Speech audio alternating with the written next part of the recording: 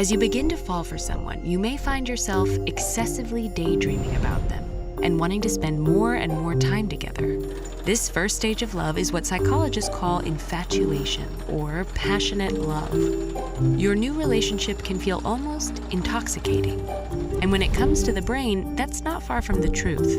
Infatuated individuals show increased activation in the ventral tegmental area.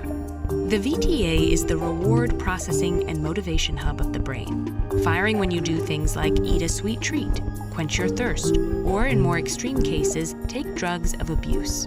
Activation releases the feel-good neurotransmitter dopamine, teaching your brain to repeat behaviors in anticipation of receiving the same initial reward. This increased VTA activity is the reason love's not only euphoric, but also draws you towards your new partner. At this first stage, it may be hard to see any faults in your new perfect partner. This haze is thanks to love's influence on higher cortical brain regions.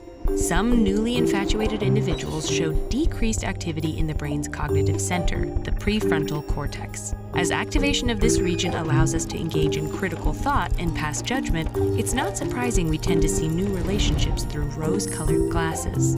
While this first stage of love can be an intense roller coaster of emotions and brain activity, it typically only lasts a few months, making way for the more long-lasting stage of love known as attachment, or compassionate love.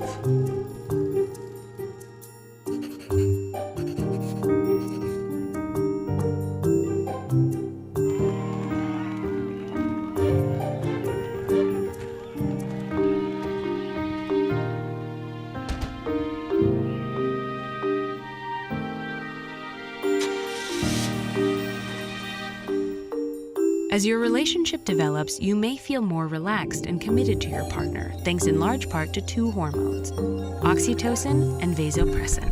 Known as pair bonding hormones, they signal trust, feelings of social support, and attachment. In this way, romantic love is not unlike other forms of love, as these hormones also help bond families and friendships.